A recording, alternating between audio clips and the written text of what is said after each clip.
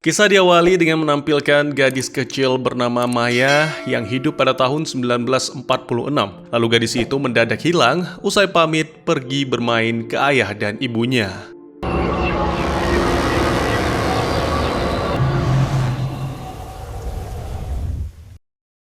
Kemudian ada tentara angkatan udara, Richard, hidup pada tahun 1951, mengalami nasib serupa seperti Maya. Disusul dengan seorang pebisnis kaya raya bernama Orson pada tahun 1979. Dan yang terakhir, tahun 2001 ada Sean dan sepupunya Kyle sedang asyik menikmati bir di tepi pantai, tiba-tiba di tahun 2004, Departemen Pertahanan sedang dihebohkan dengan penampakan meteor yang segera menghantam seluruh kota. Demi melindungi warga, departemen yang mengurusi keamanan negara tersebut coba menembakkan sejumlah rudal untuk menghentikan meteor dan serangan mereka pun gagal total. Meteor tersebut tetap menembus atmosfer bumi, kemudian mendarat dengan mulus. Setelah itu,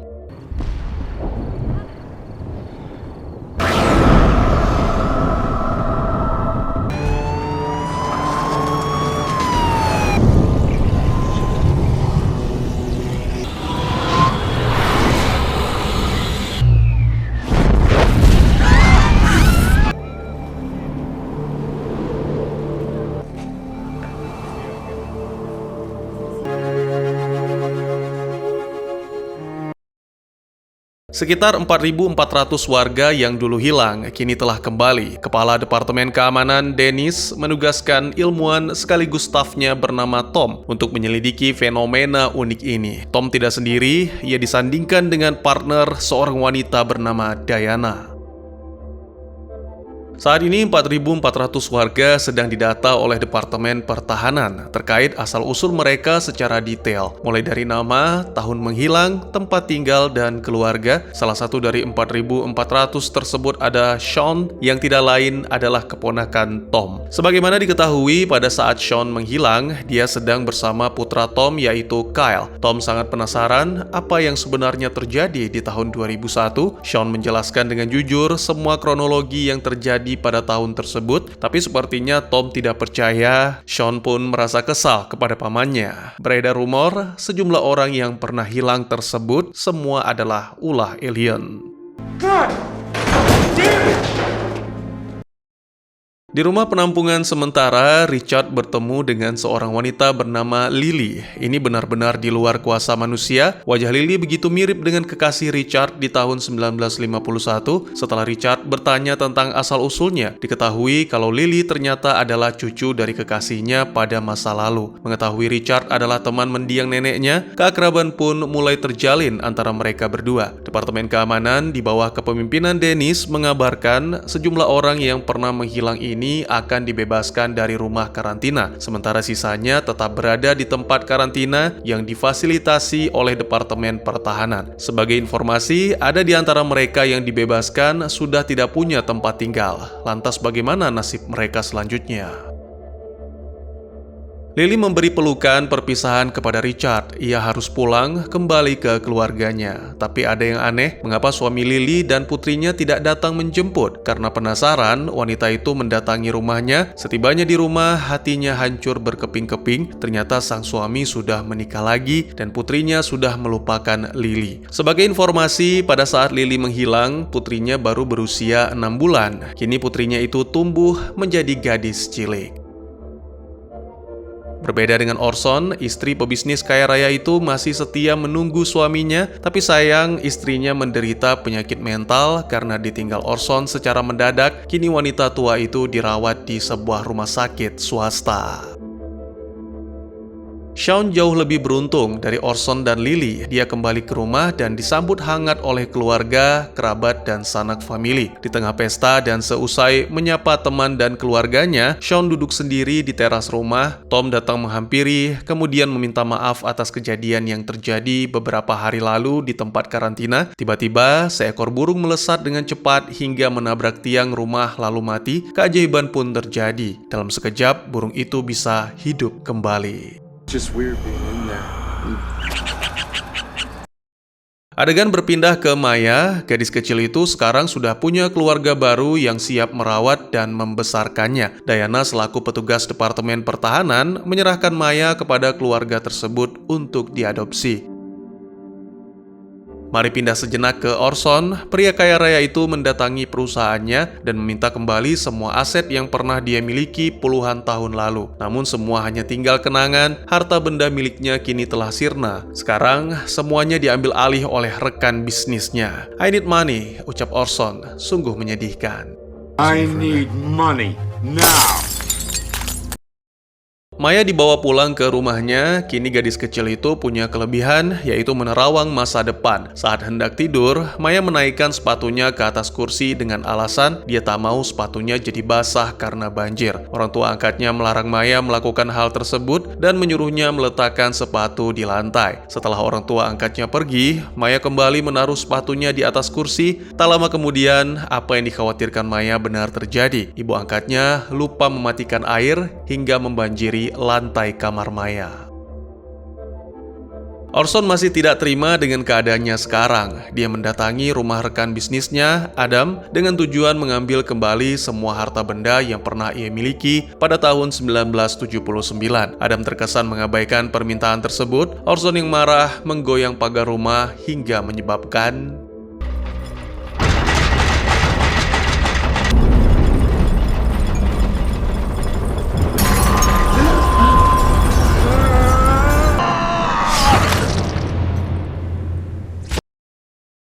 kematian Adam diketahui oleh Tom, Diana, dan Departemen Pertahanan. Saat ini semua tim sedang mencari tahu apa yang sebenarnya terjadi. Orson ditangkap, kemudian diinterogasi. Karena tak cukup bukti bahwa dia terlibat pembunuhan secara langsung, pria tua itu pun dibebaskan.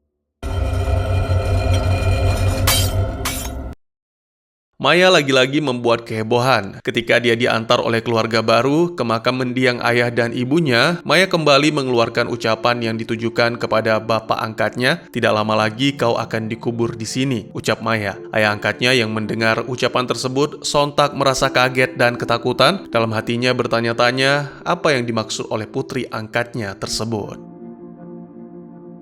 Richard saat ini sudah tidak punya tempat tinggal. Rumah yang dulu ia huni kini sudah menjadi area perkotaan. Dia teringat dengan Lily, kemudian coba menghubungi wanita tersebut. Saat teleponnya tersambung, kebetulan putri Lily yang menjawab dan mengatakan tidak ada yang bernama Lily di sini. Ibuku bernama Carol, bukan Lily. Richard terkejut mendengar pernyataan tersebut. Lily mengalami kondisi fisik yang kurang fit. Dia pun pergi mendatangi dokter. Aneh bin ajaib, dokter mengatakan kalau saat ini Lily sedang hamil. Padahal sebelum menghilang, ia yakin betul tidak melakukan hubungan suami istri dengan siapapun, termasuk dengan suaminya. Lalu bagaimana mungkin sekarang dirinya bisa hamil? Kabar kehamilan ini segera disampaikan kepada mantan suaminya, tapi semua itu tidak merubah sikap dari sang mantan suami. Bahkan Lily diancam dengan kalimat, "Bila kau terus mengganggu keluargaku, maka aku tidak akan segan-segan menyeretmu ke penjara." Kekuatan Orson kembali tampak pada saat dia mendatangi rumah sakit. Ia mendapat kabar kalau istrinya sudah meninggal dunia. Kemarahannya pun memuncak hingga terjadi hal yang sangat mengerikan.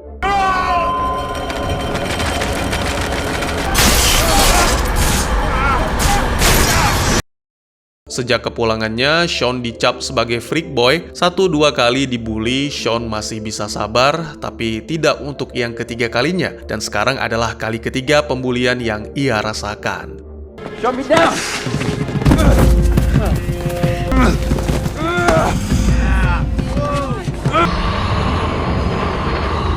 Let him go. Tak lama setelah Maya mengucapkan kalimat misterius kepada ayah angkatnya, secara kebetulan sales bunga pemakaman mengirimkan brosur. Kejadian ini benar-benar membuat ayah angkatnya takut setengah mati. Akibat serangkaian kejadian misterius dialami, Maya diserahkan kembali ke rumah karantina dan memutuskan perjanjian adopsi.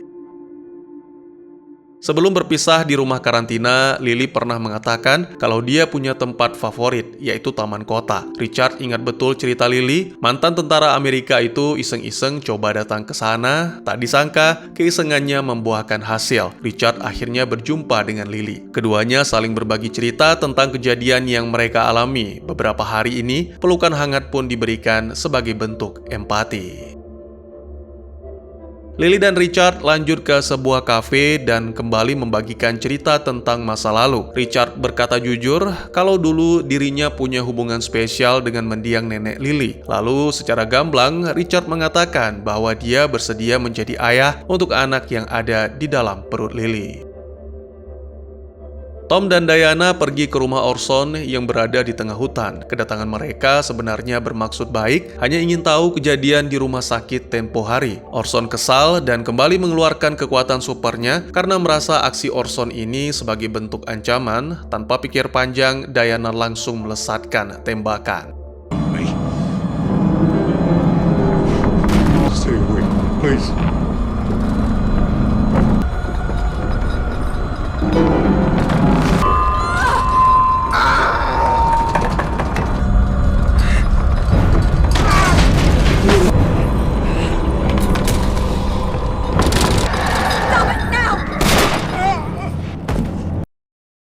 Merasa rindu dengan sepupunya, Sean membesuk Kyle yang sejak tragedi 3 tahun lalu, putra Tom itu terbaring koma di rumah sakit. Sean ingat betul kalau dirinya punya kekuatan spesial, dia coba mengeluarkan kelebihan itu kepada Kyle. Harapannya supaya Kyle bisa siuman.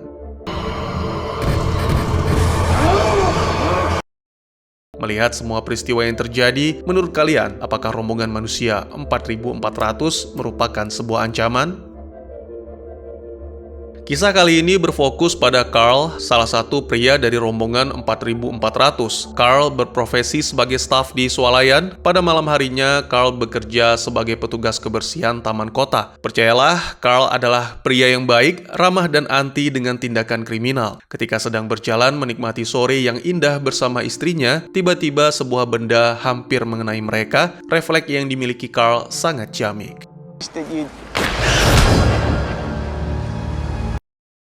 Malam harinya, Carl yang sedang bertugas di Taman Bradley atau dalam bahasa Inggrisnya disebut Bradley Park dirampok oleh sekelompok orang tak dikenal. Bak Bruce Lee dalam film aksi, Carl beraksi menghajar para penjahat dengan sejumlah jurus persis seperti seorang yang sangat ahli bela diri.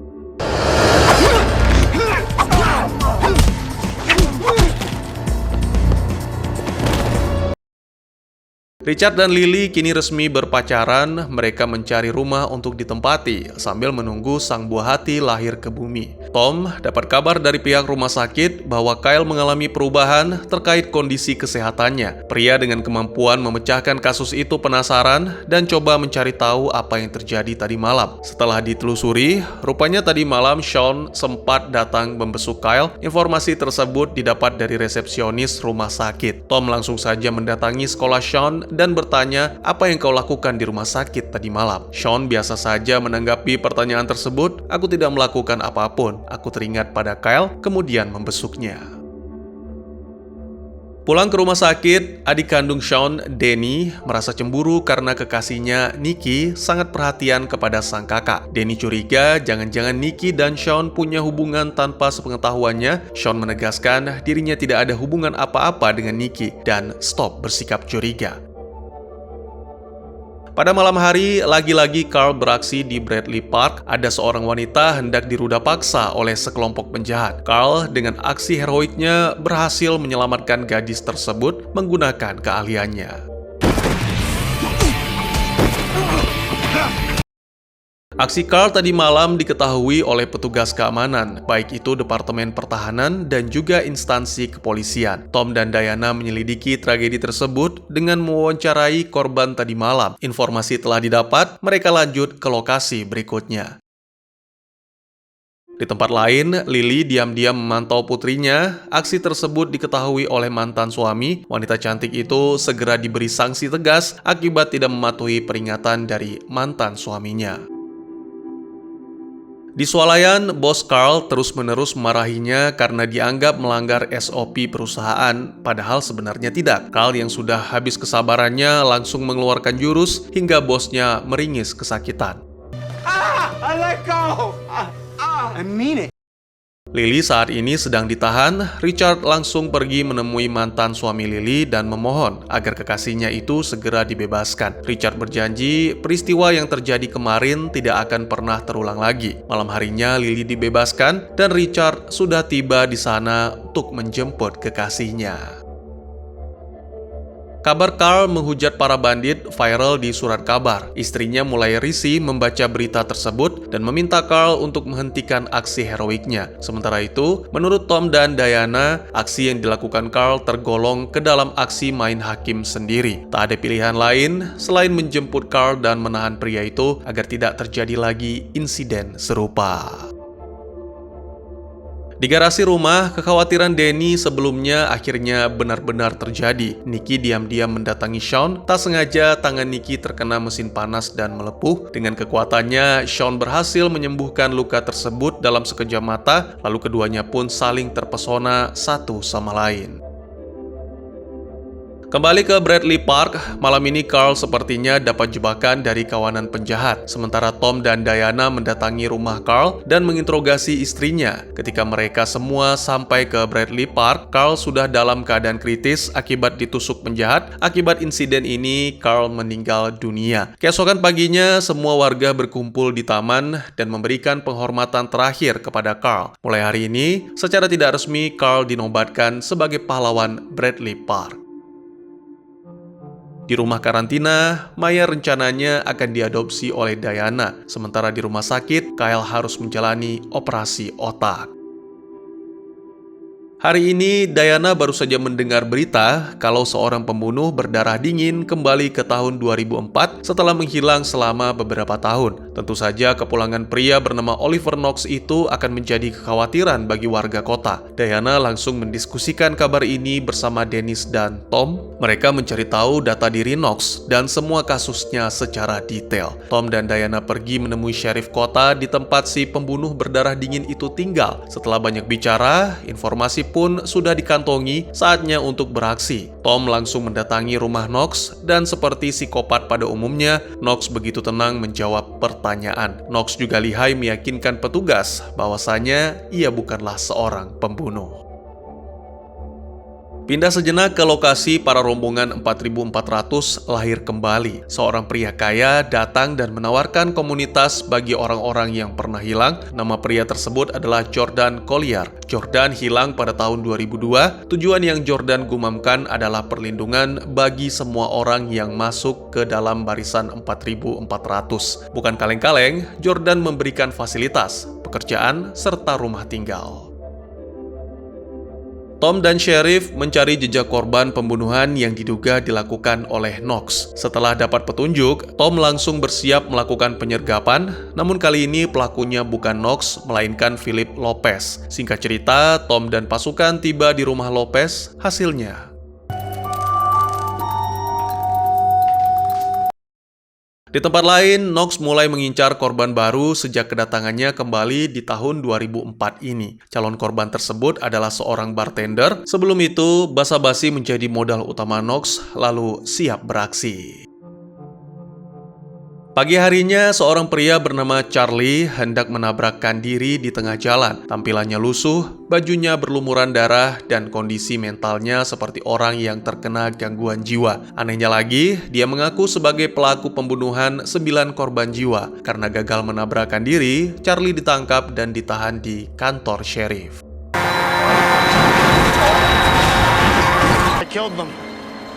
I killed them all. Saat ini di rumah Jordan sedang diadakan acara open house untuk seluruh rombongan 4400. Sean tampak hadir di sana, begitu juga dengan Lily dan Richard. Jordan mengetahui kehamilan Lily dan merasa sangat bahagia. Dari gelagatnya, sepertinya Jordan punya rencana terselubung kepada pasangan Richard dan Lily. Jordan juga menawarkan pekerjaan sebagai chief security untuk Richard, sekaligus menyiapkan tempat tinggal. Misi apa yang sedang dilancarkan Jordan? Semua ini pasti terjawab. Di pinggir jalan, Knox sedang bicara dengan seorang pria. Sepertinya rencana pembunuhan gadis bartender sedang disusun sedemikian rupa. Knox yang sekarang cukup lihai, dia sepertinya tak ingin mengotori tangan dan kehidupan barunya dengan kasus yang pernah dilakukan dulu. Sean berjalan sendiri, memecahkan kebuntuan dan kesunyian malam. Dia terlempar ke dalam sebuah kenangan lama sebelum dirinya menghilang. Ternyata dulu target cahaya misterius bukanlah Sean, melainkan Kyle. Sean coba melepaskan cahaya putih yang membelenggu Kyle dan hasilnya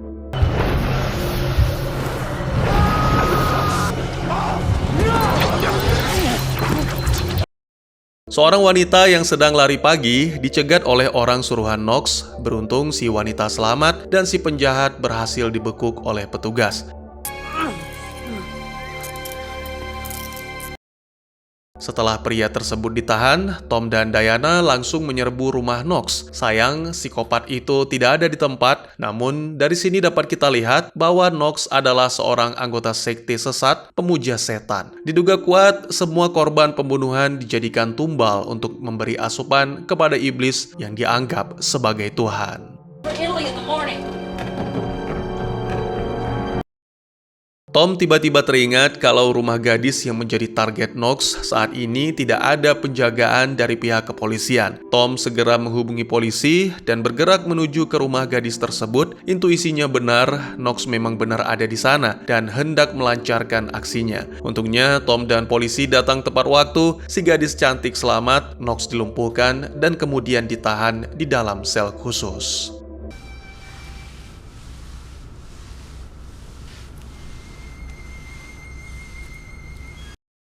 Setelah bertugas, Tom mendatangi rumah sakit. Tangis bahagia tampak di wajahnya tatkala melihat Kyle siuman dari koma selama 3 tahun.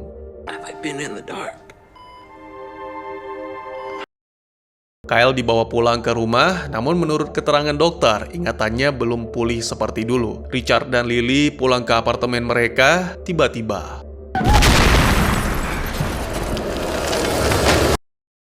Diana dan Tom langsung bergerak ke TKP untuk menyelidiki insiden ledakan yang terjadi di kediaman Richard. Semua informasi dan clue yang didapat langsung diserahkan ke Departemen Pertahanan. Karena saat ini Richard dan Lily sudah tidak ada di tempat tinggal, Jordan menawarkan rumah baru untuk pasangan tersebut di area kekuasaannya. Masuk ke adegan Kyle, remaja itu merobek sejumlah foto kenangan di masa lalu. Menurut Kyle, ia tidak pernah ada dalam kenangan tersebut. Tom yang melihat kondisi putranya merasa sangat khawatir dan coba menenangkan.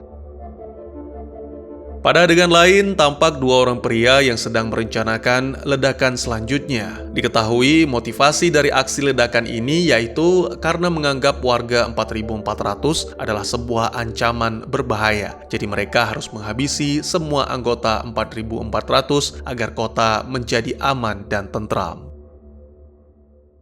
Kyle sedang duduk sendiri di taman rumah, ia dikunjungi oleh Sean. Respon Kyle biasa saja, jauh dari kata bahagia. Tidak seperti yang tampak pada wajah Sean, aneh memang, tapi inilah kenyataannya. Kyle yang sekarang jauh berbeda dari Kyle yang dulu.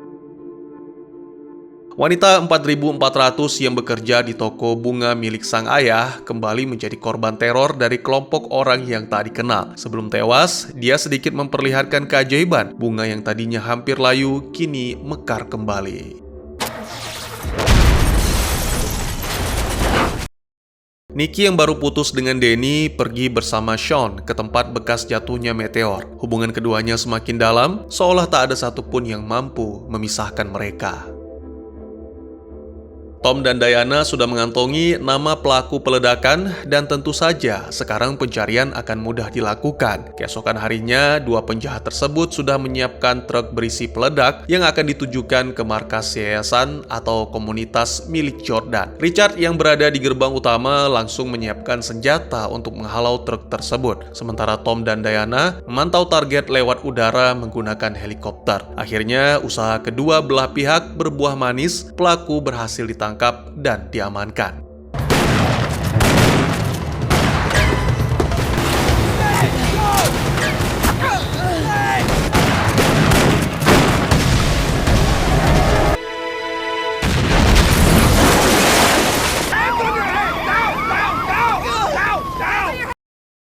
Seperti biasa, setelah bertugas, Tom memantau kondisi putranya. Lagi-lagi Kyle menunjukkan sikap aneh. Pemuda itu basah-basahan menggunakan keran penyiram tanaman. Entah apa yang dialami oleh Kyle masih menggelitik rasa penasaran. Kondisi Kyle semakin memprihatinkan. Pemuda itu kembali menegaskan kepada keluarganya, "Aku bukan Kyle. Aku tahu siapa kalian, tapi aku tidak kenal dengan kalian semua." Keadaan tersebut memaksa Tom pergi menemui dokter, dan keterangan dari ahli medis masih sama, Kyle mengalami amnesia sementara. Di kota, Maya ditraktir jajan oleh ibu angkatnya, Diana. Dalam narasinya, gadis kecil itu ingin kembali seperti dulu, seperti anak normal, bukan cenayang seperti sekarang. Diana yang merasa kasihan memberikan kecupan hangat kepada Maya. Petugas Departemen Pertahanan mendatangi keluarga Tom dan menjemput paksa Kyle. Menurut keterangan, pemuda ini dianggap berbahaya dan harus segera ditahan. Tom yang tahu putranya ditahan langsung menyerang rekan kerjanya yang tadi menjemput Kyle. Konflik yang terjadi segera dilerai oleh Dennis. Where's my son? Whoa. Tom, put the gun away. Lily mendatangi rumah sakit untuk memeriksa kondisi janin yang ada di perutnya. Menurut informasi yang didapat, bayi tersebut menderita kelainan genetik. Kabar itu segera disampaikan kepada Richard. Di taman kota, Tom merencanakan pembebasan Kyle sebagai rekan kerja yang setia. Diana ikut serta dalam melancarkan misi tersebut. Meskipun sebenarnya tindakan ini ilegal dilakukan, tapi tak masalah, mereka sepakat untuk bekerja sama.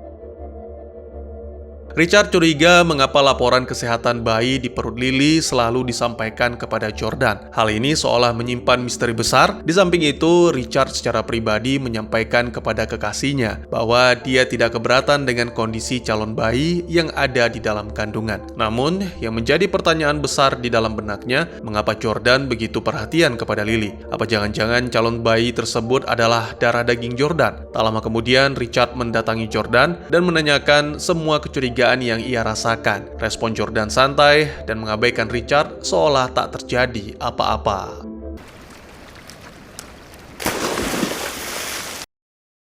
Tom dan Diana bersiap untuk membebaskan Kyle. Setibanya di pintu ruang tahanan, Diana langsung menancapkan jarum bius ke petugas dan Kyle berhasil dibawa keluar oleh Tom dari sana. Dalam perjalanan mereka, Kyle minta diantar ke sebuah tempat. Awalnya Diana tidak setuju, namun Tom kembali teringat dengan ramalan Maya sebelum dia berangkat membebaskan Kyle. "Kau akan berhasil membebaskan Kyle dan putramu itu adalah jawaban dari semua misteri orang hilang." Begitu ujar Maya. Kabar Kyle bebas sampai ke telinga Departemen Pertahanan. Semua petugas bersiap mengejar Tom dan Diana. Jordan memanggil Lily ke ruang kerjanya. Semua borok Richard di masa lalu dibongkar di hadapan Lily dengan tujuan agar wanita itu membenci kekasihnya. Setelah mengetahui dosa masa lalu Richard, Lily segera menemui kekasihnya untuk mengkonfirmasi kebenaran tersebut. "Itu tidak benar. Jordan sengaja melakukan hal tersebut agar kau membenciku," tegas Richard. Sekarang, pasangan ini bersiap meninggalkan rumah dan melarikan diri dari cengkeraman Jordan. Denny sudah mengetahui saudaranya punya hubungan spesial dengan Nikki. Aksi baku hantam pun terjadi. Denny nyaris menghadap ilahi karena serangan yang dilakukan Sean. Setelah dilerai oleh sang ibu, Sean pergi dari rumah, meninggalkan keluarganya, dan meninggalkan Nikki.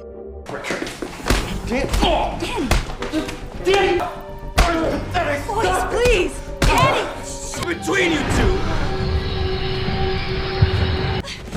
What did you do? I don't know, I didn't mean to do anything. Aksi melarikan diri yang dilakukan Richard dan Lily dipergoki oleh Jordan. Richard berhasil menumbangkan pengawal Jordan, sementara itu Jordan yang menyentuh perut Lily tiba-tiba lemas seperti tersengat listrik. Jordan berkata, "Aku tidak akan membiarkan kalian pergi. Bayi itu adalah anakku." Richard dan Lily tak peduli, apalagi membuang waktu. Mereka langsung pergi dari sana. Tom dan Diana sampai ke lokasi yang diminta oleh Kyle, yaitu Highland Beach. Setelah menggali tanah dan bersikap seperti orang bingung, tubuhnya disinari cahaya putih. Tom yang ingin menyentuh putranya malah terbawa ke dunia lain, lalu ayah dan anak ini berdialog, "Aku bukan Kyle, aku hanya meminjam tubuhnya agar bisa bicara denganmu," kata makhluk yang merasuki tubuh Kyle. "Aku datang dari masa depan. Aku memilih tahun 2004 karena tahun ini adalah penentuan dari segala sesuatu yang terjadi di masa depan. Saat ini, situasi di masa depan sedang mengalami kehancuran. Tujuanku ingin merubah keadaan jadi lebih baik." Lebih kurang begitulah ucapan makhluk yang bersemayam di dalam tubuh Kyle. Petugas datang ke TKP. Mereka coba melerai ayah dan anak yang sedang terkurung dalam cahaya putih. Salah satu petugas melesatkan tembakan dan melukai Kyle. Pemuda itu sekarat, tapi anehnya cahaya putih kembali muncul dan luka Kyle sekarang sembuh total, termasuk semua penyakit yang dideritanya selama ini.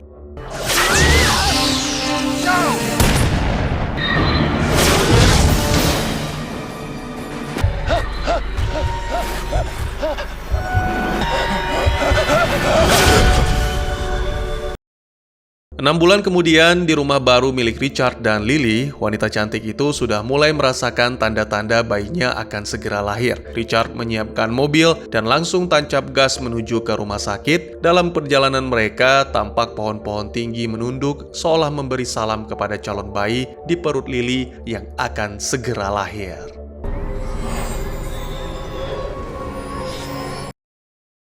Sekian dulu teman-teman, terima kasih buat yang sudah menyaksikan. Jika teman-teman suka dengan cerita ini, izinkan saya untuk mengetahui dengan klik tombol like-nya ya. Kalian juga dipersilakan untuk merequest kira-kira film apa lagi yang menarik untuk dibahas. Bisa di kolom komentar atau bisa juga melalui DM ke Instagram saya di @teguhgusto. Insya Allah pasti akan dibaca. Silahkan dukung channel ini dengan cara share, like, dan subscribe. Sampai jumpa di video selanjutnya. Tetap semangat, tetap bersyukur setiap hari. Dadah!